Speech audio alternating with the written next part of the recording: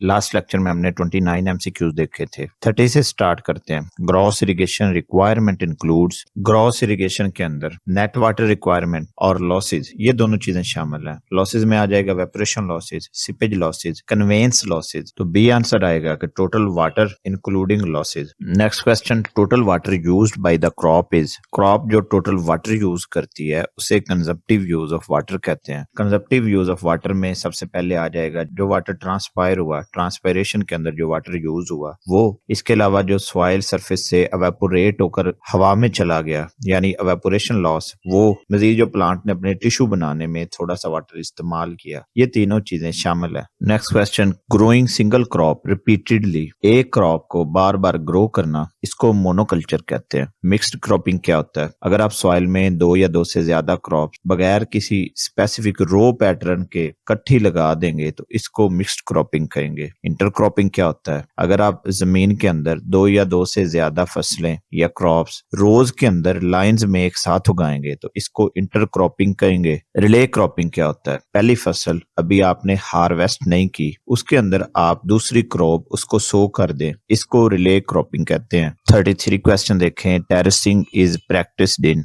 Terracing कहाँ practice की जाती है, हिली एरियाज में प्रैक्टिस की जाती है। एक्चुअली रन ऑफ वाटर को कंट्रोल करने के लिए टेरेसिंग, कंटूर फॉर्मिंग ये की जाती है। Next question, unit of photosynthesis कौन सा है, माइक्रोमोल CO2 पर मीटर स्क्वायर पर सेकंड। सिंपली मतलब ये है कि प्लांट एक स्क्वायर मीटर जो उसका जब लीफ एरिया हो, एक सेकंड में कितनी CO2 अब्सॉर्ब कर रहा है, इसको फोटोसिंथेसिस रेट कहते हैं। Next question, mangrove forest are found in, mangrove forest coastal areas में पाए जाते हैं। ये ऐसे प्लांट्स होते हैं जो साल्टी वाटर को टॉलरेट कर सकते हैं और टाइड्स के अगेंस्ट ये ग्रो कर सकते हैं। ये फॉरेस्ट इंडस डेल्टा और मकरान कोस्ट पे पाए जाते हैं। Next question, groundnut pods develop from, groundnut के जो पोड्स हैं ये किस हिस्से से बनते हैं, ये स्टेम पैग से बनते हैं। फ्लावर की जब पोलिनेशन हो जाती है उसके बाद ओवरी एक इलोंगेटेड स्ट्रक्चर बनाती है जिसे पैग कहते हैं। ये पैग नीचे सॉइल की तरफ झुककर जमीन के अंदर चले जाते हैं या मिट्टी के अंदर पोड डेवलप हो जाती है जिसे मूंगफली कहते हैं। 37 क्वेश्चन देखें। Auto पोलीपोलाइडी is exploited in, auto पोलीपोलाइडी potato और शुगर बीट में की जाती है। इस टेक्निक में एक ही स्पीशीज के अंदर क्रोमोसोम सेट को डबल या ट्रिपल किया जाता है, जैसे 2n या 3n या 4n, जिससे प्लांट के जो ऑर्गन है, उसके फ्रूट, उसके लीफ, उसकी रूट्स, उसका साइज और यील्ड दोनों बढ़ जाती है। Next question, tracheids are found in, tracheids plant के जाइलम टिश्यूज में पाए जाते हैं। ये इलोंगेटेड सेल्स होते हैं। इनका जो मेन फंक्शन होता है वो सॉइल से वाटर और मिनरल्स लेकर प्लांट के जो डिफरेंट ऑर्गन्स हैं, डिफरेंट टिश्यूज हैं, डिफरेंट सेल्स हैं, उन तक ये वाटर पहुंचाता है। इसके अलावा ये प्लांट को स्ट्रक्चरल सपोर्ट भी देते हैं। और ट्रैकिड से रिलेटेड इंपॉर्टेंट बात ये बता दूं कि ये डेड सेल्स होते हैं, मैच्योर होने पर ये डेड हो जाते हैं और जो इनकी वाल्स हैं ये लिग्नन से थिक होती हैं। नेक्स्ट क्वेश्चन था, calcium and phosphorus are primarily classified as which of the following for plant nutrition, calcium और फास्फोरस को मिनरल्स के तौर पे क्लासिफाई किया जाता है। 40 क्वेश्चन, नॉमिनल वेरिएबल, इसकी एग्जांपल क्या है इनमें से, जेंडर इसकी एग्जांपल है। नॉमिनल वेरिएबल क्या होते हैं, नॉमिनल वेरिएबल ऐसे वेरिएबल होते हैं जिनमें कोई स्पेसिफिक ऑर्डर या रैंकिंग नहीं होती और ना हम इनको मैथमेटिकल कैलकुलेशंस इनसे जज कर सकते हैं, मेजर कर सकते हैं, और ये सिर्फ नाम या कैटेगरीज में डिफाइन किए जाते हैं। जैसे जेंडर था मेल या फीमेल हो सकता है, इसी तरह सॉइल टाइप, आई कलर, ये नॉमिनल वेरिएबल है। सेकंड होते हैं कंटिन्यूअस, उनके अंदर आते हैं रेशो या इंटरवल वेरिएबल्स। ये ऐसे नंबर्स होते हैं जो मेजर किए जा सकते हैं, इनको ऑर्डर किया जा सकता है। जैसे हाइट है, ये कंटिन्यूअस क्वांटिटेटिव वेरिएबल है, इंचेस या सेंटीमीटर में मेजर होता है। वेट केजी में मेजर होता है, ये भी कंटिन्यूअस क्वांटिटेटिव वेरिएबल है। वीट यील्ड इन केजीज, ये भी कंटिन्यूअस क्वांटिटेटिव वेरिएबल है। 41 क्वेश्चन था, नाइट्रोसोमनास कन्वर्ट्स, नाइट्रोसोमनास अमोनिया को नाइट्राइट में कन्वर्ट करते हैं। नाइट्रोजन साइकिल में एक इंपॉर्टेंट पार्ट है जिसे नाइट्रिफिकेशन कहते हैं। नाइट्रिफिकेशन के पहले पार्ट में, पहले हिस्से में नाइट्रोसोमनास बैक्टीरिया जो टॉक्सिक अमोनिया होती है उसको NO2 में कन्वर्ट करते हैं। नाइट्रिफिकेशन के दूसरा जो स्टेप होता है उसके अंदर नाइट्राइट नाइट्रेट में कन्वर्ट हो जाता है और ये काम नाइट्रोबैक्टर करते हैं।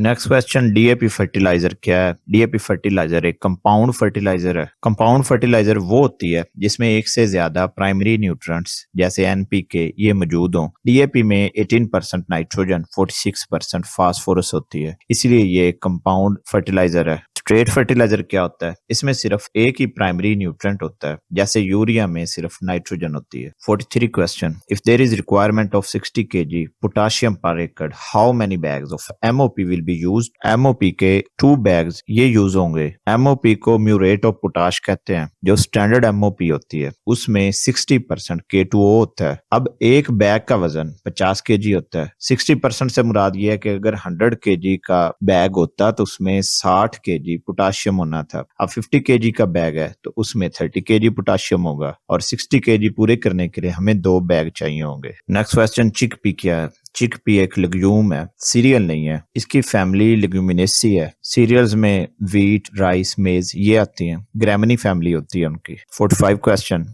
ट्यूबुलन क्या है? ट्यूबुलन एक प्रोटीन है। ट्यूबुलन सेल के अंदर माइक्रोट्यूब्यूल्स बनाने के लिए स्ट्रक्चरल सब यूनिट के तौर पे काम करती है। माइक्रोट्यूब्यूल्स सेल को शेप देते हैं। सेल डिवीजन जैसे कि माइटोसिस इसके दौरान क्रोमोसोम को सेपरेट करते हैं और इंट्रासेलुलर ट्रांसपोर्ट में हेल्पफुल होते हैं। 46 question, nucleotides are linked by. Nucleotide phosphodiester bond के जरिए लिंक होते हैं। डीएनए और आरएनए के सिंगल स्ट्रैंड में एक न्यूक्लियोटाइड का शुगर का मॉलिक्यूल दूसरे न्यूक्लियोटाइड के फॉस्फेट ग्रुप से फास्फोडाइस्टर लिंकेज के जरिए लिंक करता है या जुड़ता है, जिससे न्यूक्लिक एसिड की एक बैकबोन बनती है। नेक्स्ट क्वेश्चन था, राइजोबियम फॉर्म्स नोड्यूल इन। राइजोबियम जो बैक्टीरिया होते हैं नोड्यूल्स हमेशा रूट्स में बनाते हैं, और ये लुग्यूम्स की रूट्स में बनाते हैं। ए आंसर आएगा। 48 क्वेश्चन, एक्सटेंशन से रिलेटेड है। Diffusion of innovation includes. Innovation diffuse कैसे होती है, नीचे लोकल लेवल तक या फार्मर लेवल तक कैसे जाती है, उसका प्रोसीजर पूछा हुआ है। इनोवेशन कम्युनिकेशन, चैनल, टाइम और सोशल सिस्टम ये चेन होती है इसकी।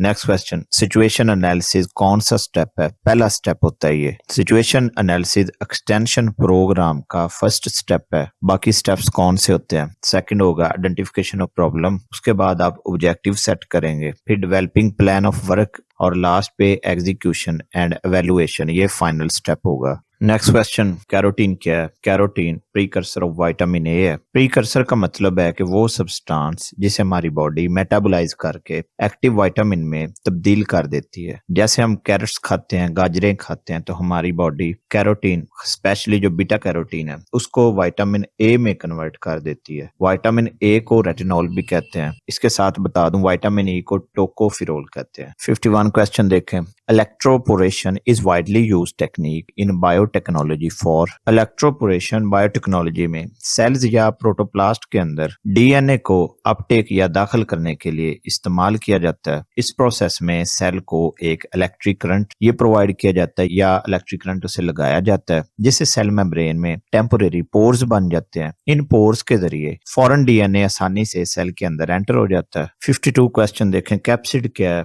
जो वायरस का शेल होता है जो प्रोटीन का बना होता है उसे कैप्सिड कहते हैं। Next question, heliophytes prefer. Heliophytes किस चीज को प्रेफर करते हैं या कहाँ पे वो ग्रो करना पसंद करते हैं? सनलाइट के अंदर ग्रो करना पसंद करते हैं। हीलियो का लफ्जी मतलब सूरज होता है। फाइट पौधे को कहते हैं। इसके अलावा जो पौधे शेड में ग्रो करना पसंद करते हैं उन्हें सायोफाइट्स कहते हैं। जो वाटर को पसंद करते हैं उन्हें हाइड्रोफाइट्स कहते हैं।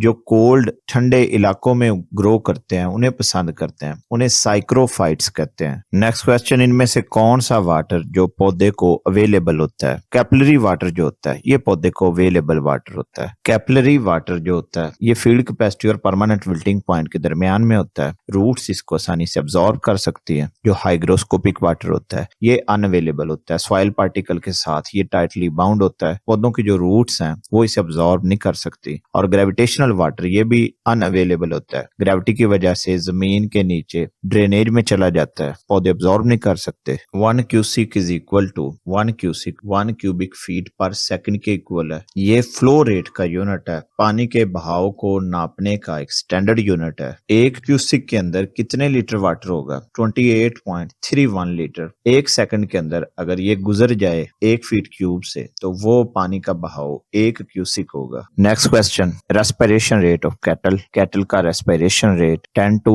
30 पर मिनट है। कि 1 मिनट के अंदर 10 से 30 दफा वो सांस लेती हैं। FAO जो फूड एंड एग्रीकल्चर ऑर्गेनाइजेशन है, उसकी flagship report state of food security and nutrition in the world, इसके मुताबिक जो 690 मिलियन लोग हैं, ये आबादी का 8 से 9% तक बनाते हैं। ये रिपोर्ट 2019-2020 से ली गई है। उस वक्त ग्लोबल पॉपुलेशन तकरीबन 7.8 बिलियन थी। उसके हिसाब से जो 690 मिलियन लोग हैं, ये अनन्यूरिश्ड हैं। ये मतलब कि इनकी प्रॉपर फूड पूरी नहीं हो रही। बाकी क्वेश्चन नेक्स्ट वीडियो में